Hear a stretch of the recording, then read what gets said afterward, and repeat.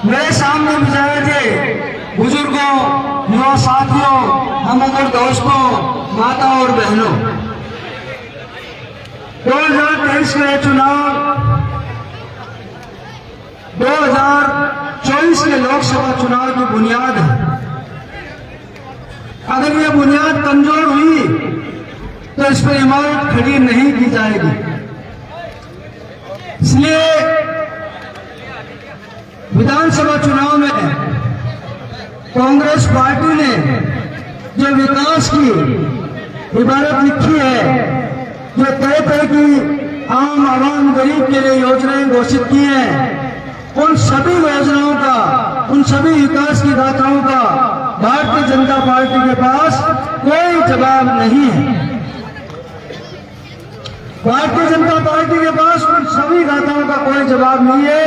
इसलिए उन्होंने एक तरीका निकाला इस चुनाव को अलग अलग तरीके से कैसा लड़ा जाए। इस चुनाव में एक कांग्रेस पार्टी के साथ दो उम्मीदवार लड़ने के आए। कुश्ती एक एक की होती है, लेकिन यहाँ कुश्ती दो एक की बना दी गई है। एक तरफ भारतीय जनता पार्टी है और उसके साथ एक बी टीम है, उसी की एक B team. Bharatiya Janata party ने एक तय कर लिया कि मैं हिंदुत्व के एजेंडे को आगे बढ़ाती हूं और मुसलमानों को जितना कोसा जा सकता है उनको कोसा जाए, ताकि हिंदू वोट पोलराइज हो और हमारी यह सीट निकल जाए। दूसरी बी टीम को यह चार्ज दे दिया गया है कि आप भाई होने का एहसास कराएं कि मैं भाई हूं और मुझे वोट करें और मैं आपके लिए बहुत कुछ करना चाहता हूं। अरे भाई, आप तो यही थे बहुत कुछ करने के लिए। तो मैं इस संदर्भ में आपको कुछ बताना चाहता हूं। अभी 2 रोज पहले, मतलब ये लोग किस तरह से मुद्दों से भटकाना चाहते हैं, इस संबंध में बात करना चाहता हूं। अभी 2 रोज पहले बेरी में एक मीटिंग थी बी टीम की। वहां उन्होंने एक राग अलापा, कायम खानी समाज, चार्ली कंपनी, 71 का युद्ध, भारत पाकिस्तान, बहुत बड़ा सिनेरियो खड़े करने की कोशिश की। अरे मंत्री जी, अभी हमें अग्निवीर की जरूरत है, इसको विड्रॉ करने की बात करिए ना। हमारी कांग्रेस ने स्पष्ट तौर पर तय रखा है कि अगर केंद्र में सरकार आई तो हम इस अग्निवीर को विड्रॉ करेंगे। आप चार्ली कंपनी उस सेटअप की बात कर रहे हैं, ये सेटअप तो कांग्रेस सरकार की देन है, जो प्रेम और भाईचारे के साथ बॉर्डर को सुरक्षा का लिए ताना बाना बना गया था। ये तो कांग्रेस की देन है। ये अग्निवीर ला करके जो फौज को ठेके में देने की कोशिश की जा रही है, हम तो ये चाहते थे कि आप इसको कुछ अपना नजरिया साफ करेंगे, लेकिन आप तो पीछे चले गए। अग्निवीर कांग्रेस की स्पष्ट घोषणा है कि केंद्र में सरकार आई तो अग्निवीर को विड्रॉ किया जाएगा। इस बात को आप ध्यान में रखें। दूसरी बात, मुझे खुशी हुई, उन्होंने पहली बार यह कहा कि मैंने मेरी पार्टी, पुरानी पार्टी को कहा है कि मुस्लिम होने के नाते मेरा जो टिकट काटा जा रहा है, ये अच्छी बात है। मुझे खुशी हुई, आपको दर्द हुआ, लेकिन 20 साल तक, 25 साल तक आप जिस पार्टी में थे, पूरे समाज को, पूरी मुस्लिम अल्पसंख्यक माइनॉरिटी को किस तरह से जलील किया गया, तब आपको कभी दुख नहीं हुआ।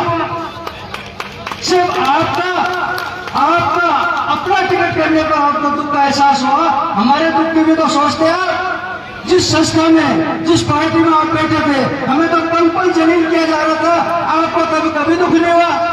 लेकिन चलो, अच्छा हुआ, आपको थोड़ा दुख का एहसास तो हुआ। दोस्तों, जब आदमी की नजर बदलती है तो नजरिया भी बदल जाता है। जब वो भारतीय जनता पार्टी में थे तो जय श्री राम का उद्घोष क्या करते थे, बता रहा आपको, जय श्री राम से अपनी उद्घोषणा करते थे। लेकिन आजकल सभी लोग देवताओं की वो उद्घोषणा करते हैं। अच्छी बात है, सभी जाति और धर्म के लोगों की इज्जत करनी चाहिए, यही इस्लाम का फलसफा है। आप इज्जत करोगे, लोग आपकी इज्जत करेंगे। लेकिन आपने ये घोषणा, आपने ये सभी जाति धर्म की उद्घोषणा जब तक ढोंग दिखाई देती है, जब तक आप हिंदुस्तान की सर्वोच्च लोकसभा में एक माइनॉरिटी के सांसद के साथ किस तरह के शब्द बोले गए, आप जब तक उसकी आलोचना नहीं करते, या आपकी सारी घोषणाएं, उद्घोषणाएं और ढोंग और दिखावा। मेरे अजीज दोस्तों, इस बात को समझे, भारतीय जनता पार्टी का एक एजेंडा जाहिर होता है और एक एजेंडा छिपा हुआ है। अनुसूचित जाति धर्म के लोग बैठे हैं, उनका एक एजेंडा है कि सारी जो सरकारी उपक्रम है उनको प्राइवेट कर दिया जाए, और प्राइवेट कर दिया जाए तो आरक्षण की व्यवस्था खत्म हो जाएगी। तो यह हम सबको बेरोजगार करने पर आमादा है। अनुसूचित जाति धर्म के लोग इस बात को समझे कि ये क्या होने जा रहा है। रहा सवाल किसानों का, किसानों की भी वो उम्मीद करते हैं। जब 3 कानून लागू किए गए थे और 750 किसानों ने साथ देती, तब जाके वो वापिस हुए थे। उस टाइम आप कुछ नहीं बोल पाए, न भारतीय जनता पार्टी न ये बी टीम। इसलिए इस चुनाव के सिनेरियो को समझने की जरूरत है। अगर इस चक्कर में हम आगे भाई है, ये वो है, या मैं इनसे नाराज हूँ, ये नाली नहीं बनी, विकास एक ऐसी प्रक्रिया है, ये सतत प्रक्रिया है। कितना भी विकास कर लो, विकास का कोई अंत नहीं होता है। आज है वो समस्याएं पूरी हो जाएंगी, कल नहीं आ जाएंगी, ये चलता रहेगा। लेकिन देश में अमन, चैन, शांति, प्रेम और भाईचारा बनाने के लिए आप कांग्रेस को वोट करें, चेतन डूडी को वोट करें। 25 तारीख को हाथ के निशान पर बटन दबाएं और फिर से कांग्रेस की सरकार और चेतन डूडी को विजय से बनाएं। जय हिंद, जय भारत, जय कांग्रेस। बहुत बहुत धन्यवाद ब्लॉक अध्यक्ष हिदायत खान जी छोटी बेरी। अब मैं हमारे बीच मुश्ताक खान जी जिला परिषद सदस्य खाद्य आवास में उपस्थित है, उनसे मैं निवेदन करूंगा कि वो भी अपने विचार से हमें नवाजें। मुश्ताक खान जी।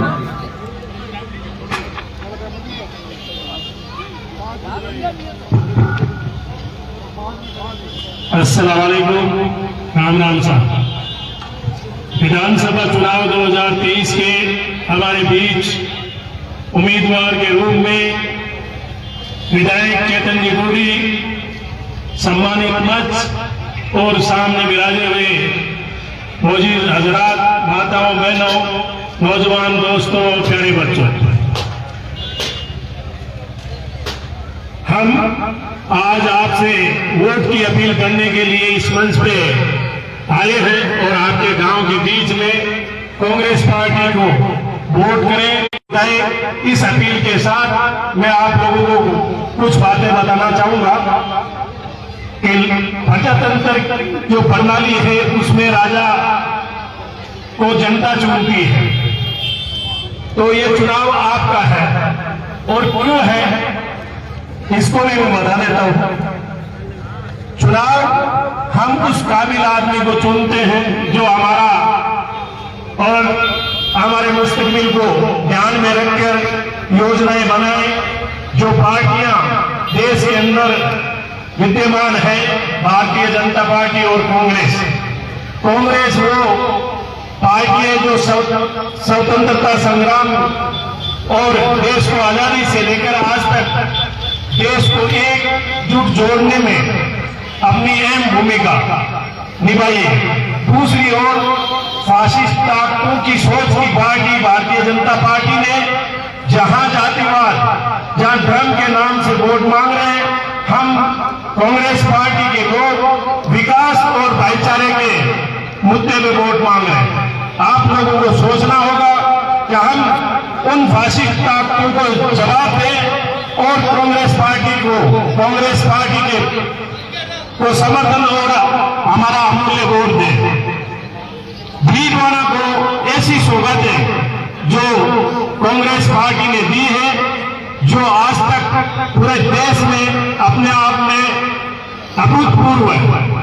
माननीय अशोक गहलोत की सरकार ने आम जनता, गरीब और हर वर्ग को ध्यान में रखकर योजनाएं बनाई है, जिसमें सबसे महत्वपूर्ण स्वास्थ्य के रूप में आपको यहाँ भीलवाड़ा में जिला हॉस्पिटल और गांव में बड़े बड़े अस्पताल बनाए, गांव में छोटे छोटे अस्पताल बनाए।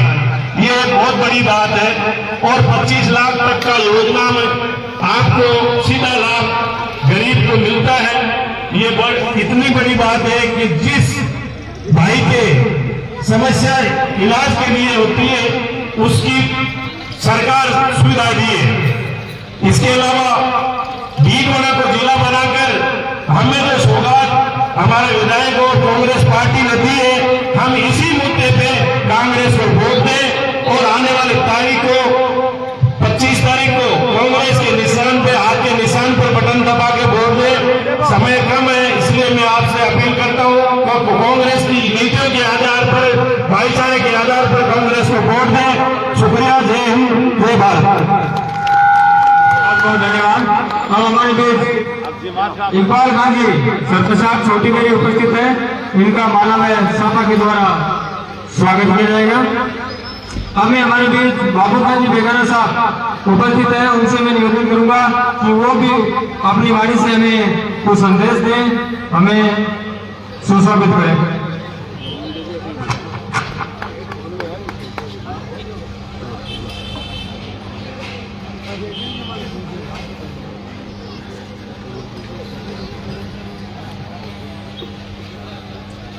अस्सलाम वालेकुम, राम राम साहब, प्रणाम, नमस्कार।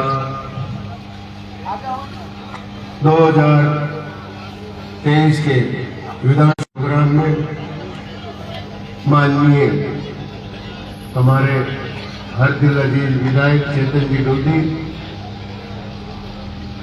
भीलवाड़ा ब्लॉक कांग्रेस कमेटी के सदर जनाब हिदायत खान जी, तमाम जिला परिषद सदस्य, मंडल सदस्य, सरपंच और सम्मानित मंच, बुजुर्गों, नौजवान साथियों, माताओं और बहनों, मैं ज्यादा टाइम नहीं लेकर कांग्रेस ने क्या नहीं किया, क्या नहीं किया, ये सब बातें आपको विधायक महोदय बताएंगे। कई बातें पूर्व वक्ताओं ने बता दी। मैं तो सिर्फ एक आध लाइन आपको यही कहना चाहूंगा कि माननीय यूनुस खान जी मंत्री महोदय जो 2 बार यहाँ राजस्थान सरकार में कैबिनेट मंत्री रहे, बहुत अच्छी बात है। मैं भी उनके साथ रहा, बहुत अच्छी बात है। लेकिन जो आज ये भाई का कौन का दर्द लेके आए, मैं केवल और केवल इसी बिंदु पे बात करना चाहूंगा। खासतौर से कायम खानी समाज से, मुस्लिम समाज से, और कायम खानी समाज को सबको पता है कि हमारी राजस्थान की कायम खानी सभा जो 1978 से काम कर रही थी, इसको किसने तोड़ा और उसकी वजह आज वो कह रहे मैं आपका कौन का भाई हूँ। अरे भाई हो, बहुत अच्छी बात है, तो तुम समाज को, संस्था को तोड़ रहे हो, जोड़ रहे हो।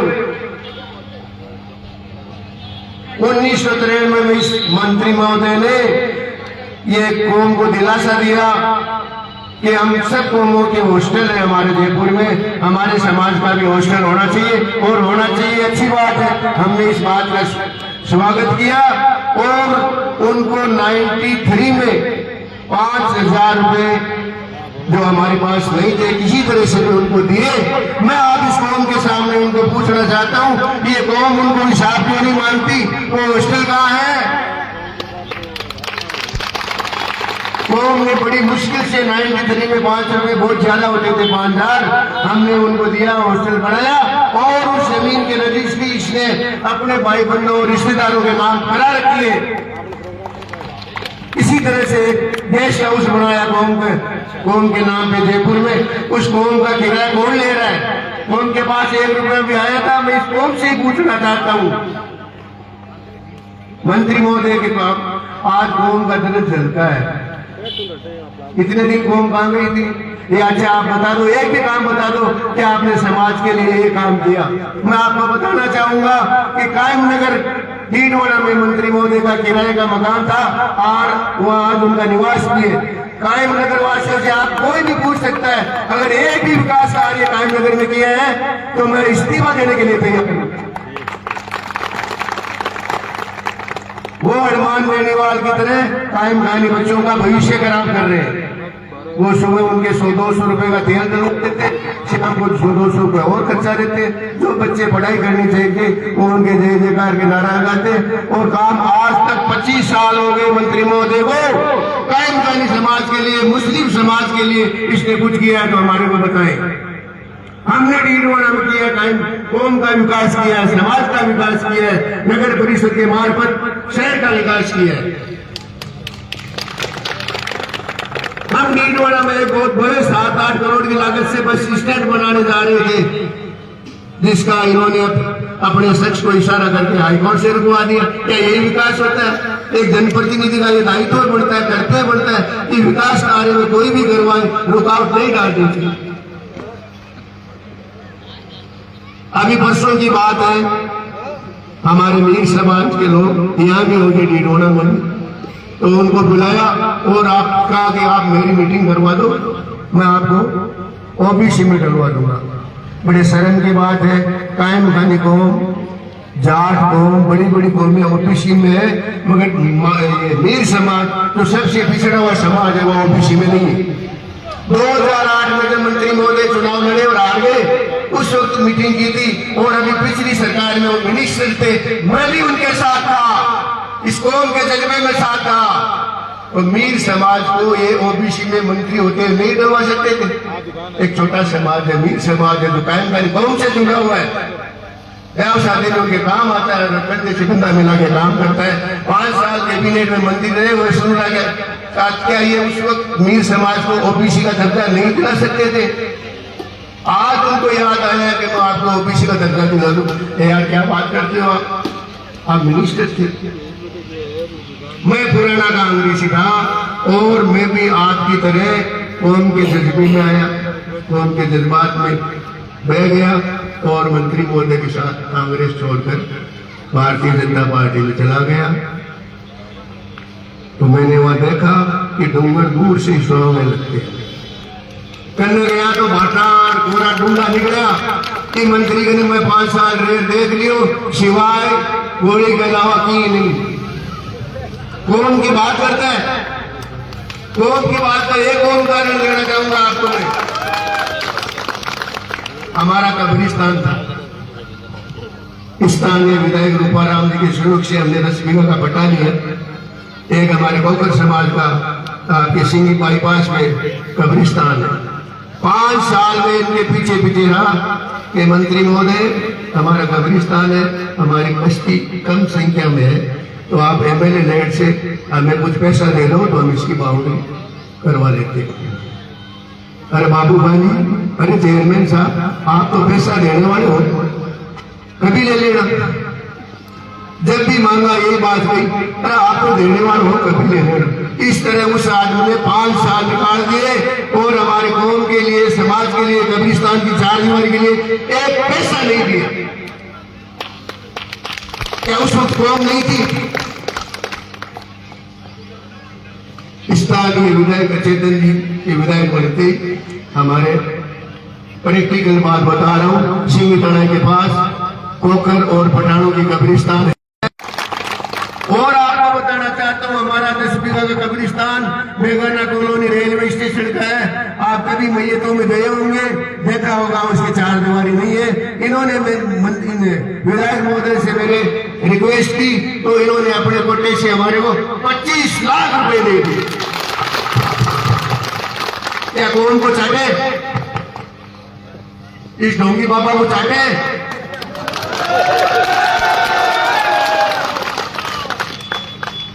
बहुत से कहने को बिंदु है, टाइम नहीं है।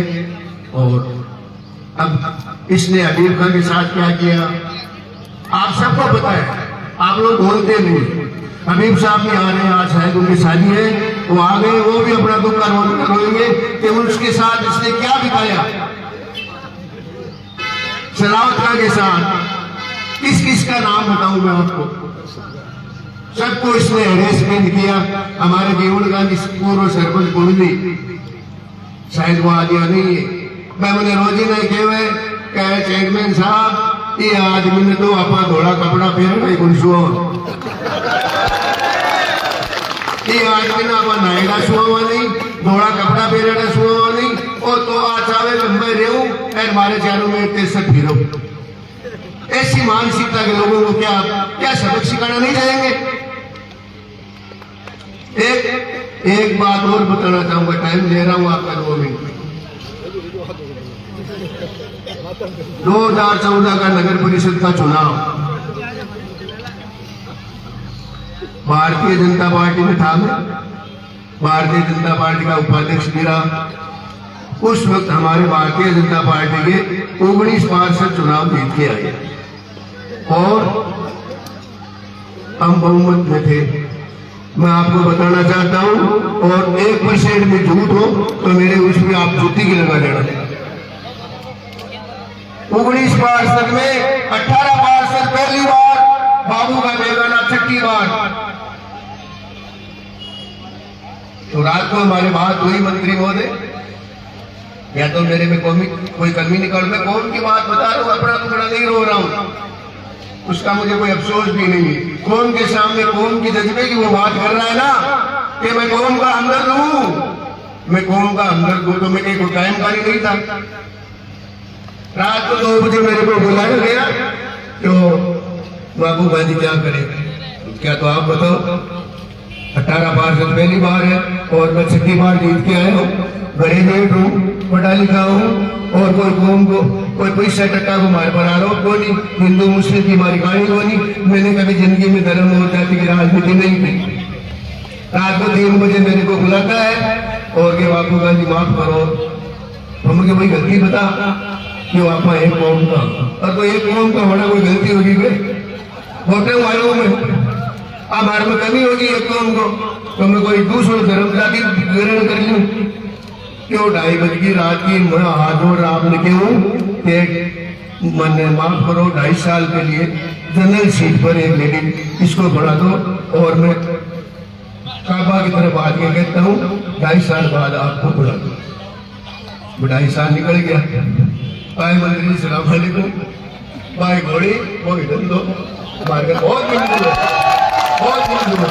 मैं माफ करूंगा, मेरे पास एक कागज है देर में, लेकिन उसमें आधा पौन घंटा लगेगा अभी बताने में। और कभी टाइम मिलेगा तो आपको बताऊंगा, बीच में आके बताऊंगा।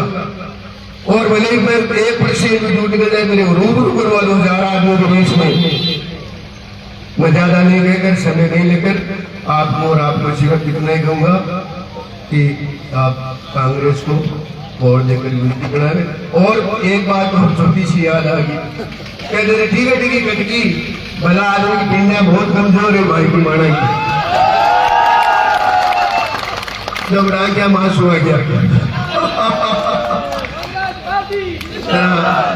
एक ही पार्टी को एक आदमी की हो सरो मत ना राजी के में चलती थे कटकी और कोई गेलो करा कि वो गेलो क्या करो कि तू एक काम कर, लीडोना की सीट की निकलवा दे माने, तो मैं तेने अगर माँ की सरकार बन गई तो तेने एडजस्ट कर दे।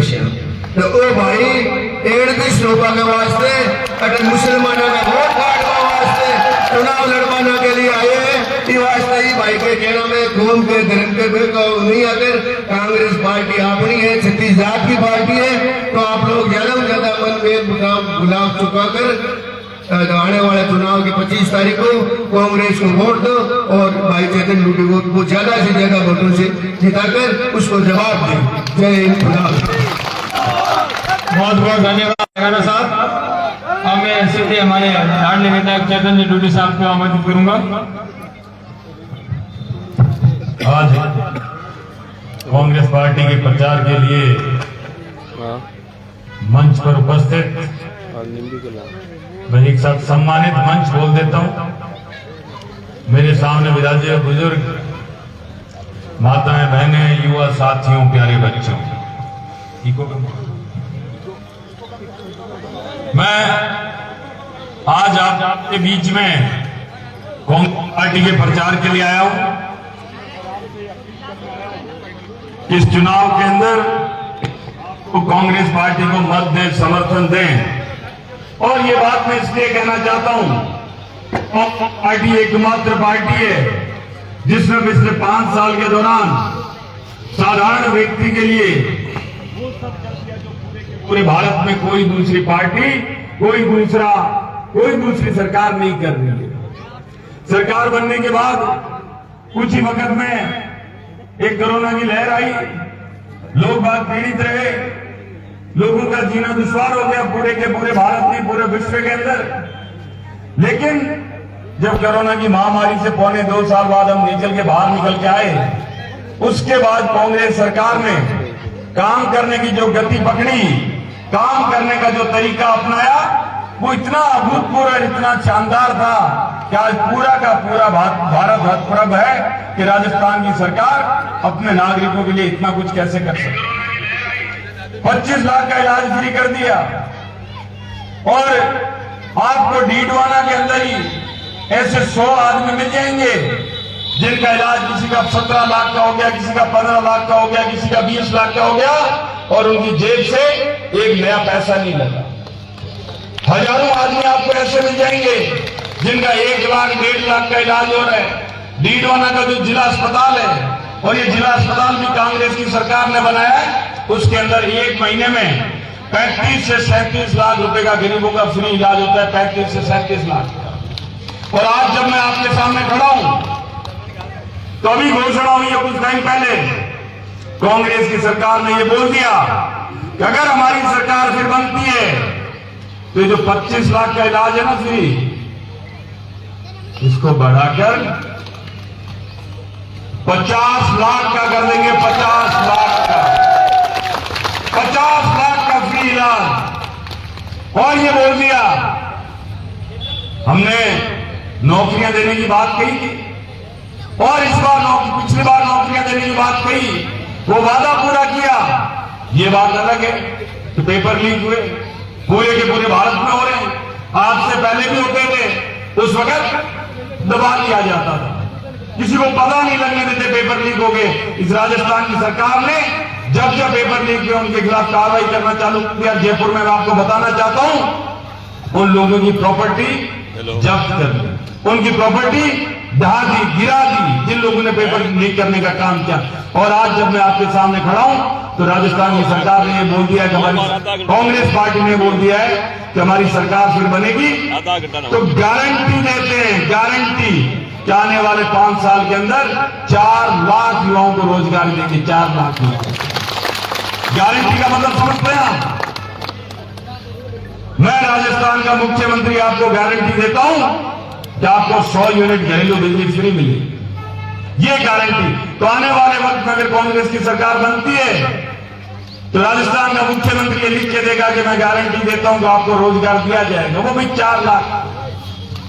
मोदी जी मुख्यमंत्री थे, गुजरात के भारत के प्रधानमंत्री थे मनमोहन सिंह जी, इन्होंने ये लिखा कि भाई एमएसपी को कानून बना दो, समर्थन मूल्य को कानून बना दो। किसने लिखा? मोदी जी ने लिखा, मनमोहन सिंह जी को। वो मुख्यमंत्री थे, वो प्रधानमंत्री थे, नहीं बनाया मनमोहन सिंह जी ने। आज आप 9.5 साल से भारत के प्रधानमंत्री हो, लोकसभा के अंदर आपका बहुमत है, आप आज क्यों नहीं एमएसपी को कानून बना देते? एमएसपी को कानून क्यों नहीं बना देते? मोदी जी चुप है। लेकिन आज जब मैं आपके सामने खड़ा हूं, कांग्रेस पार्टी का घोषणा पत्र जारी हुआ है, जन घोषणा पत्र, और उसमें लिख दिया गया है एमएसपी को अगर कांग्रेस की सरकार बनती है तो हम कानून बनाएंगे, एमएसपी को कानून बनाएंगे, समर्थन मूल्य को कानून बनाएंगे। राजस्थान की सरकार बनाएगी। राजस्थान की सरकार ने लगातार आप लोगों के लिए काम किया, आप लोगों को महंगाई से राहत देने के लिए काम किया है, और उसी के तहत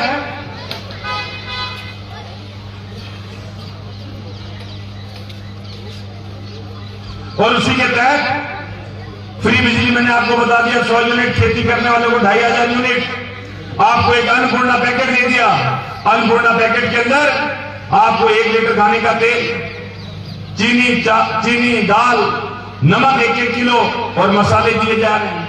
और ये इसलिए दिया गया है कि राजस्थान की सरकार ने महसूस किया कि महंगाई बढ़ती जा रही है। मोदी जी वादा करके आए थे 2014 में, बहुत हुई महंगाई की मार, अब की बार मोदी सरकार।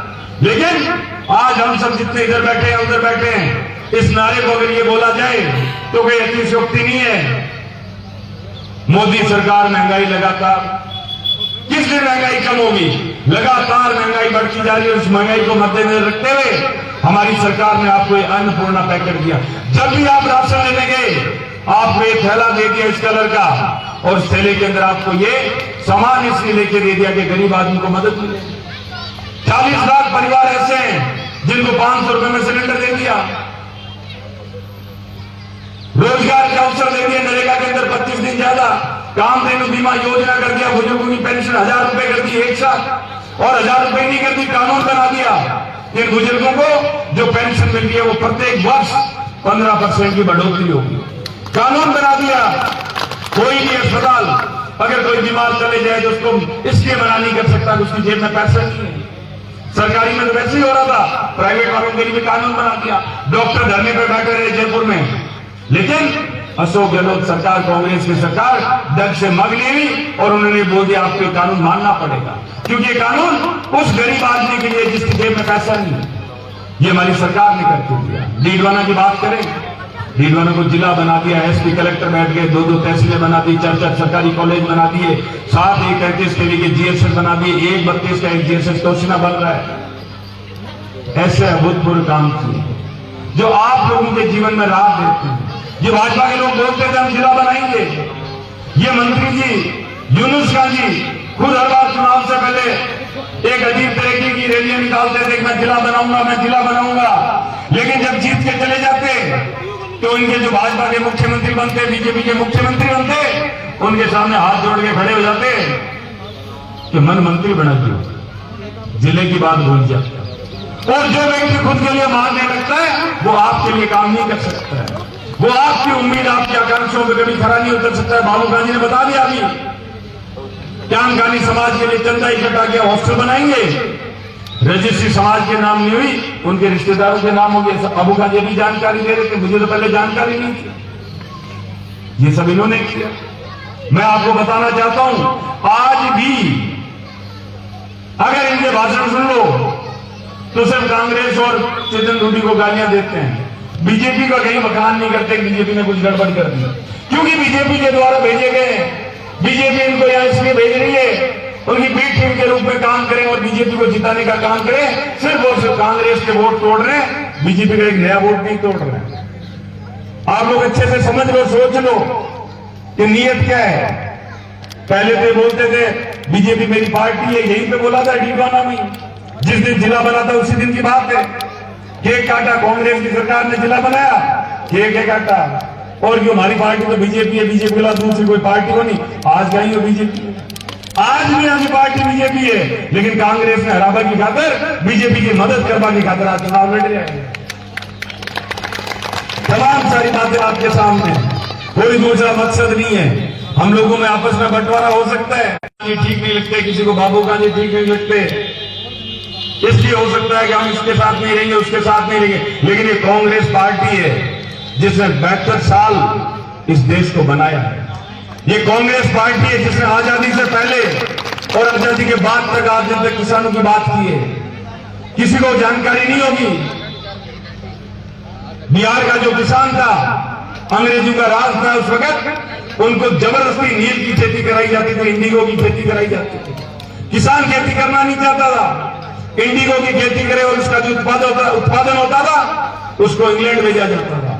ये कांग्रेस पार्टी के नेता थे, भारत गुलाम था उस वक्त, ये लोग गए, कांग्रेस पार्टी के लोग गए और उन किसानों के साथ खड़े हो गए, बिहार के किसानों के साथ। ये कांग्रेस पार्टी है, जब जिस जमीन के हक की लड़ रहे थे हमारे पर के, उस समय कांग्रेस पार्टी खड़ी रही। बीजेपी के लोगों ने तो बात तो नहीं की थी कि इन किसानों को अपनी जिस जमीन पे जोत रहे, जिस जमीन को जोत रहे उसका हक मिलना चाहिए, उसका पट्टा मिलना चाहिए। हमारी सरकार ने, हमारी पार्टी ने किया है। बहुत सारे ऐसे वाक्यात हैं, आज भी बताते हैं कि मथुरा दास जी माथुर डाबड़ा के अंदर जो संघर्ष चल रहा था उसके अंदर वहां मौजूद थे, और उनको जान बचाने वाली कोई जो महिला थी, जब उनके ऊपर हमला हुआ तो ऐसा बोलते हैं कि वो महिला ढाकी की ढाणी की थी जो उनके ऊपर आती गई। ये सारा का सारा इतिहास है, ऐसा मुझे सुनने को मिला, मुझे बताया गया बुजुर्गों द्वारा। और मैं आपको सिर्फ इतना बताना चाहता हूं, आज के वक्त की राजनीति, आज के वक्त जो राजनीति की जा रही है वो धर्म के आधार पे की जा रही है, जाति के आधार पे की जाती है, लेकिन उसके बाद भी वोट लेने के बाद काम किसी के लिए नहीं हो रहा है, ना हिंदू के लिए, ना मुसलमान के लिए, ना पिछड़े के लिए, ना अगड़े के लिए, ना गरीब के लिए, ना अमीर के लिए। सिर्फ 3-4 लोग हैं जो भारत को चला रहे हैं। गुजरात के 2-3 बड़े बड़े उद्योगपति, वो जो मर्जी बोलते हैं, वो फैसले हो जाते हैं। और अमित शाह और मोदी जी आंकड़े इनके पास पक्के हैं, किस विधानसभा के अंदर किस जाति के, किस धर्म के कितने वोट हैं, उस पर खेल कर लेते हैं। मैं आपको ये जानकारी दूं कि लगातार इन्होंने इसी के आधार पर चुनाव जीते हैं। डीडवाना के अंदर भाजपा जीत नहीं सकती। 50,000 वोटों का फासला है बीजेपी और कांग्रेस के बीच में, 50,000 वोटों का। किस आधार पर चुनाव लड़ रहे हैं यूनुस खान जी? लेकिन वो 50,000 वोट में से कितने वोट काट सकते हैं, इसका उनको परिणाम मिलेगा, इसका उनको लाभ मिलेगा, धन्यवाद मिलेगा कि आपने इतने वोट कांग्रेस के तोड़ लिए, और कोई दूसरा मकसद नहीं है। मैं आपको बहुत सारी बातें नहीं करके सिर्फ इतना कहना चाहता हूं, कांग्रेस की सरकार ने गारंटियां दी है। ये जो डब्बा रखा है सामने, इसके अंदर लिखा है कि हम ये 10 योजनाएं, 10 ये जो हमारे काम है, ये गारंटी शुदा आपको दे रहे हैं। कांग्रेस की सरकार फिर बनती है तो 7 गारंटी इसमें और लिखी कि हमारे घर की जो प्रमुख महिला होगी, उस महिला को सालाना 10,000 रुपए उसके खाते में कांग्रेस की सरकार डालेगी। आज के दिन 40 लाख परिवारों को 500 रुपए में सिलेंडर दे रही है कांग्रेस की सरकार, राजस्थान की सरकार। फिर से कांग्रेस पार्टी की सरकार बनती है तो 1,05,00,000 परिवारों को 500 रुपए में सिलेंडर देगी कांग्रेस की सरकार। हमारे जो प्रथम वर्ष में बच्चे दाखिल लेंगे कॉलेज में, सरकारी कॉलेज में दाखिला लेंगे, उन सबको एक लैपटॉप देगी, 15 लाख एक बीमा कराएगी, ओपीएस को कानून बनाएगी। और बाद बीजेपी के लोगों ने, ये मैंने अभी आपको ये बताया, इसके अलावा जो अभी घोषणा की है 4 लाख एमएसपी को कानून और 25 लाख के इलाज को बढ़ाकर 50 लाख इसमें और जोड़ देना, यानी कि 10 गारंटियां पहले थी। कांग्रेस की सरकार बनेगी तो 10 जारी रहेगी और 10 गारंटियां हम नई चालू करेंगे जो मैंने अभी आपको बताई, 10 गारंटियां हो, यानी कुल जमा 20 गारंटियां कांग्रेस की सरकार देगी आपको, 20 गारंटी। और एकमात्र सरकार है पूरे विश्व में जो गारंटी शुदा कर रही है, यानी कि सरकार बनने के बाद जब आप पंजीकरण कराएंगे तो आपको एक कागज दे दिया जाएगा, उस कागज पे लिखा होगा मुख्यमंत्री द्वारा ये गारंटी दी गई है कि इनको 50 लाख का इलाज फ्री मिलेगा, इनको 100 यूनिट बिजली फ्री मिलेगी, गारंटी से। वही बीजेपी ने बोल दिया है हम इन गारंटियों को बंद करेंगे, चालू नहीं रखेंगे, हम फ्री बिजली नहीं देंगे, हम फ्री इलाज नहीं देंगे, हम बुजुर्गों को 1000 रुपये पेंशन नहीं देंगे, हम अन्नपूर्णा पैकेट नहीं देंगे, हम 500 रुपये में सिलेंडर नहीं देंगे। क्यों? क्योंकि वो बोलते हैं तो रेवड़ियां है, रेवड़ियां। कांग्रेस की सरकार इसको रेवड़ियां नहीं बोलती, कांग्रेस की सरकार ये बोलती है ये हमारी जिम्मेदारी बनती है, हम प्रत्येक गरीब आदमी का, साधारण आदमी की मदद करें, उसके जीवन में एक सुखद बदलाव लेके आए। 1,57,000 लोग डीडवाना के अंदर, सिर्फ डीडवाना में, जो इनमें से कोई ना कोई गारंटी से लाभान्वित है, कोई 1 से, कोई 5 से, कोई 7 से, कोई पूरी की पूरी 9 से, 10 से। 1,57,000 परिवार ये कांग्रेस की सरकार कर रही है। बीजेपी के लोगों ने ये भी बोल दिया है, राजेंद्र जी राठौड़ ने बोला है कि हमारी सरकार बन गई तो हम ये जांच करेंगे आपने जिले कैसे बना दिए, ये जिले बनाने ठीक नहीं है। क्या डीडवाना जिला बनाए ठीक नहीं है? कोई आदमी हाथ खड़ा कर दे ठीक नहीं है, मान जाए, लेकिन ये बीजेपी के लोग बोलते हैं जिले बनाने ठीक नहीं है, हम जांच करेंगे कि जिले कैसे बना दिए। सारी बातें आप लोगों के चिंतन और मनन के लिए, मैं बहुत सारी बातें नहीं करके आपको इतना कहना चाहता हूं कि पिछले 5 साल के दौरान अगर मुझसे कोई भूल हो गई, कोई चूक होगी, मैं आपका कोई काम नहीं करवा सका, तो उसके लिए मैं आपसे हाथ जोड़ के माफी मांगता हूं, क्षमा प्रार्थी हूं, और हाथ जोड़ के प्रार्थना भी करता हूं आने वाले चुनाव में आप जितने ज्यादा हो सके उतना कांग्रेस के पक्ष में मतदान करें, मेरे पक्ष में करें, और आपके मतदान के फलस्वरूप अगर मैं विधायक बनता हूं तो आपके पीछे रुके हुए काम और आने वाले वक्त के अंदर जो मैं करवा सकूं सारे तमाम काम कराऊंगा। आप सबका ढेर सारा साधुवाद।